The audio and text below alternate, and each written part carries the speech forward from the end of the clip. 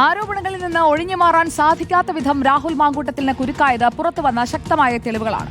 ഗർഭഛിദ്രത്തിന് വിസമ്മതിക്കുന്ന യുവതിയെ MLA നിർബന്ധിക്കുന്നത് ഈ ചാറ്റുകളിൽ നിന്ന് വ്യക്തവുമാണ്. 2020 കാലഘട്ടത്തിൽ മറ്റൊരു യുവതിക്ക് രാഹുൽ അയച്ച ചാറ്റുകളുടെ സ്ക്രീൻഷോട്ടും ഇന്ന് പുറത്തുവന്നു. സായ്കുമാർ നമുക്കൊപ്പം ചേരുകയാണ്. Good evening Saikumar.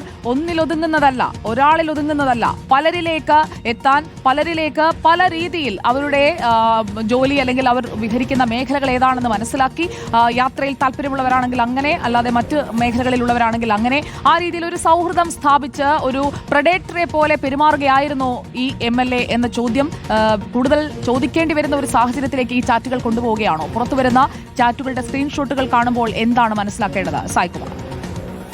തീർച്ചയായും സുജിയ, പെൺകുട്ടികളുടെ അല്ലെങ്കിൽ യുവതികളെ ചൂഷണം ചെയ്യുന്നതിന് പല വഴികൾ ഇയാൾ തിരഞ്ഞെടുത്തിരുന്നു എന്നുള്ളതാണ് നമുക്ക് ഇപ്പോൾ ഞെട്ടിപ്പോകുന്ന തരത്തിലുള്ള ചാറ്റുകളും ശബ്ദങ്ങളുമാണ് ഇപ്പോൾ പുറത്തു വരുന്നത്. ഇപ്പോൾ തന്നെ നമ്മൾ ഇന്ന് പുറത്തുവിട്ടത് അതീവ ഗൗരവമുള്ള ശബ്ദ സംപ്രേഷണം ഒക്കെയാണ്. അതായത് ഗർഭചിത്രത്തിന് നിർബന്ധിക്കുകയാണ്. അതിൽ വലിയ അറിവുള്ള ഒരാളെ പോലെ അത് ഡോക്ടറെ കാണേണ്ട ആവശ്യമൊന്നുമില്ല എന്നൊക്കെ പറഞ്ഞ് അതിൽ ശാരീരിക ബുദ്ധിമുട്ടുകൾ പറയുന്ന പെൺകുട്ടിയെ ആ രീതിയിലൊക്കെയാണ് ആശ്വസിപ്പിക്കാൻ ശ്രമിക്കുന്നത്. ഒപ്പം അതിനൊന്നും വഴങ്ങുന്നില്ല എന്ന് പറയുമ്പോൾ ബൈ പറഞ്ഞു പോകുന്ന ഒരു ജനപ്രതിനിധിയാണ് ഈ ചാറ്റിലൊക്കെ നമുക്ക് കാണാൻ കഴിയുന്നത്. ഇന്നിപ്പോൾ നമ്മൾ തന്നെ പുറത്തുവിട്ട ഈ ടെലിഫോൺ സംഭാഷണത്തിലായാലും ചാറ്റിലായാലും ഒക്കെ നമ്മൾ കാണുന്നത് അതീവ ഗൗരവമുള്ള ഒരു കുറ്റകൃത്യത്തിന്റെ തെളിവുകൾ തന്നെയാണ്. അതാണിപ്പോൾ പരാതിയായി പോയിട്ടുള്ളതും. ഇതിലിപ്പോൾ രാഹുൽ മാങ്കൂട്ടത്തിൽ പറയുന്നത് തനിക്കെതിരെ ആരാണ് രേഖാമൂലം പരാതി നൽകിയതെന്നുള്ളതായിരുന്നു.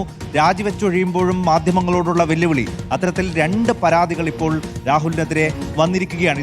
ഇത് മാത്രമല്ല, ഇനിയും ഇതുപോലെയുള്ള ഒരുപാട് പരാതികൾ ഉണ്ട് എന്ന് പല ആളുകളും പറയുന്നു. പല ആളുകളും അത് പുറത്തു പറയാതിരിക്കുകയുമാണ്. അപ്പോൾ ഇനിയും ഇത്തരത്തിലുള്ള തെളിവുകൾ പുറത്തു വരാനുണ്ടോ എന്നുള്ളതാണ് ഏറ്റവും പ്രസക്തമായ ചോദ്യം.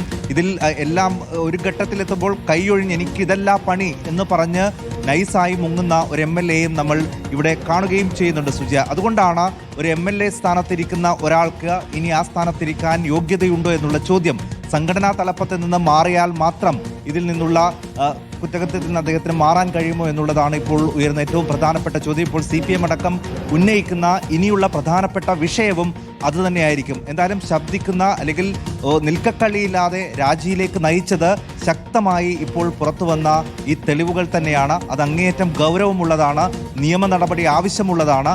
അതിലേക്കായിരിക്കും ഇനി എന്തായാലും പോകേണ്ടിയും വരിക.